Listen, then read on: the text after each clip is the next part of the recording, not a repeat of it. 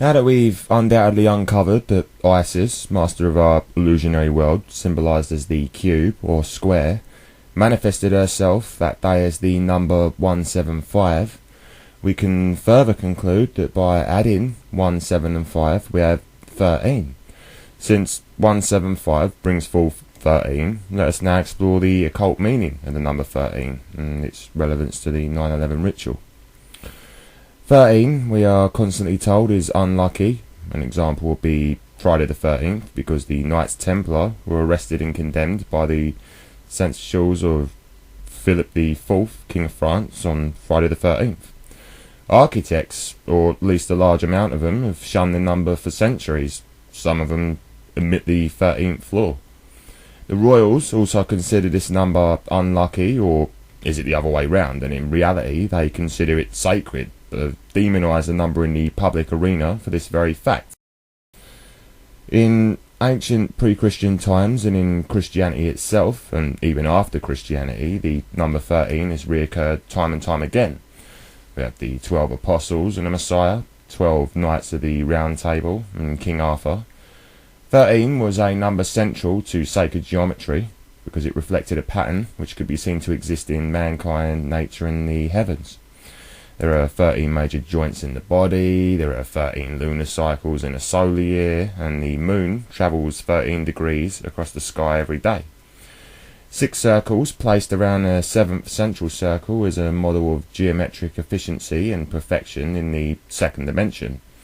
This same configuration in 3 dimensions consists of 12 spheres arranged around one central sphere, making 13 in all.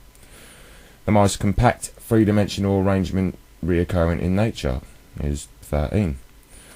A commentator writing about the Aztec calendar once said that 13 is a basic structural unit in nature.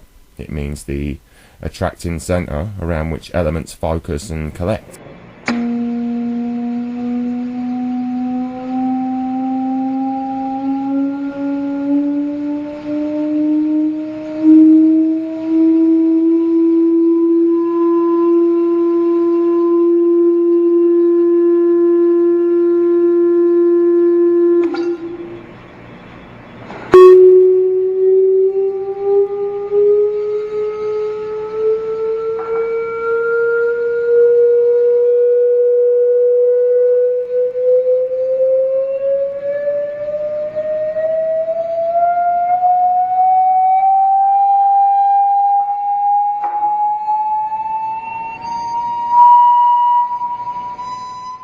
And so we have Christ and his 12 disciples, King Arthur's 12 knights, and the 12 constellations in relation to the sun.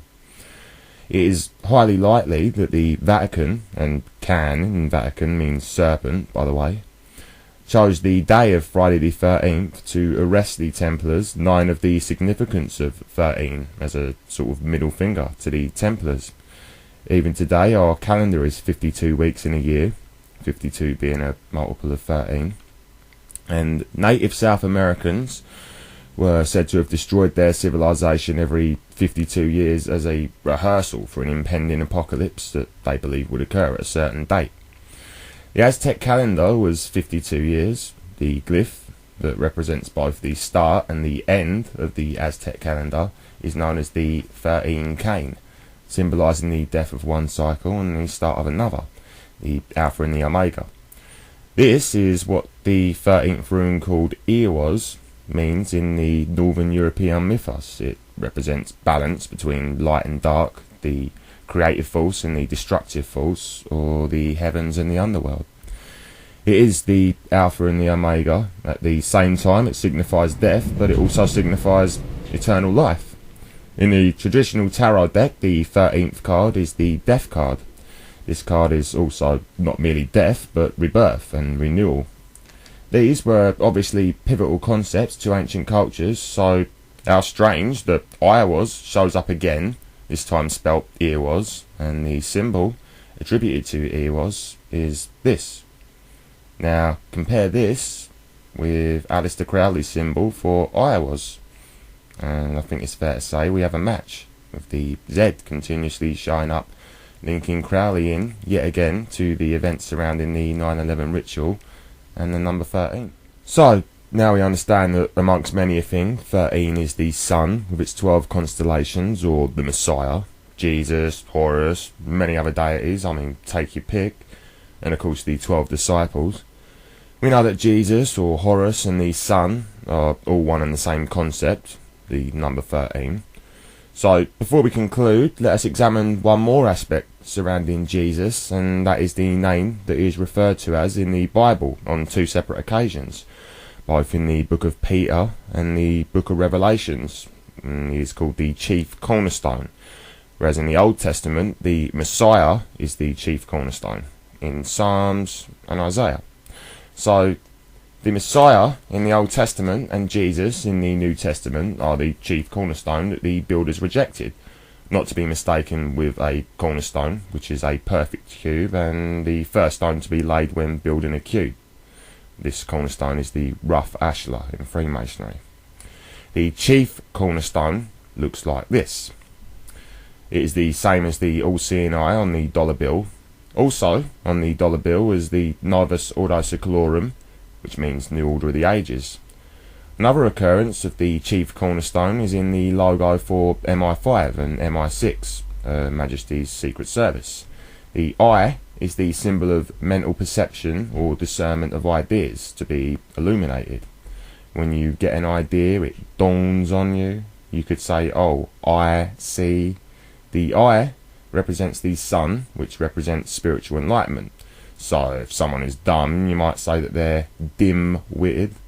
Or if someone is smart or enlightened, you might say that he or she is bright. The sun is the light of the world, our risen saviour. And of course, if it didn't rise, we would be dead. The ancient Egyptians had Horus, the sun, and Set, darkness. The war, you could say, between intellectual and spiritual enlightenment, and ignorance and stupidity. Consequently, nowadays, an ignorant or a stupid person, you might say, is set in their ways. So the sun is the eye of God, because God is enlightenment. The 12 constellations were referred to as the kingdom, so God, the sun, is in his kingdom. Now, it is important to note that a pyramid is a symbol for not only the world's axis, but for what is referred to as the cosmic mountain. In other words, you climb from the bottom to reach the apex being the chief cornerstone that sits at the very top. So the chief cornerstone represents, just like the sun, Jesus and Horus, or the Messiah, spiritual enlightenment. You have climbed to the highest point in your journey. If someone is unenlightened, you might say that you are missing the point. Get it? The chief cornerstone is the pinnacle. In the book of Jeremiah, it says God, which has set signs and wonders in the land of Egypt, even unto this day. Okay, and in the book of Isaiah it says, and that day shall there be an altar to the Lord in the midst, which means middle, of the land of Egypt, and a pillar at the border thereof, and it shall be for a sign and for a witness unto the Lord of hosts in the land of Egypt. Egypt was divided to Upper and Lower Egypt, with separate pharaohs, until one pharaoh overthrew the other and the two became one. The line between the two Egypts is where the Great Pyramid of Giza sits, and the line goes directly through the pyramid. So the Great Pyramid of Giza is the altar of God, or the pillar. The pyramid represents the coming of the Messiah, which means divine knowledge gained by experience. This is not the coming of a man, it represents the coming of a time when everybody will finally wake up. This time is the Christo, or Christ, meaning Christ consciousness. You could say also that it is the coming of Horus, or the sun. The name you choose is not important, it is the event itself. So the chief cornerstone is this. It is this, in number 13. It is also the sun, and Jesus, and Horus. So now we know that the chief cornerstone is the sun, or spiritual enlightenment, and that Jesus, Horus, the sun, the number 13, are all one and the same thing. We can fully realise the significance of the following statement, written directly underneath a picture of Isis, standing on top of a cube, in between Jachin and Boaz. The fruit which I have brought forth is the sun. So, 7/4 is Isis on the cube, and this equals 175. 1 add 7 add 5 equals 13, which is the sun. So Isis is unveiled to be 175, and 175 brings forth the sun, which is 13. So this concludes the meanings behind the flight numbers of 9/11, at least for the time being. So before I move on to the bulk of the ritual and other Crowleyan elements at play, let me just summarise. Flight 11 is the master vibration, those that are with I was. Flight 175 is Isis on her cube between Jachin and Boaz, bringing forth the sun. Flight 77 is Pan, who is interchangeable with Oz, or I was. And Flight 93 is the number of Philema and I was.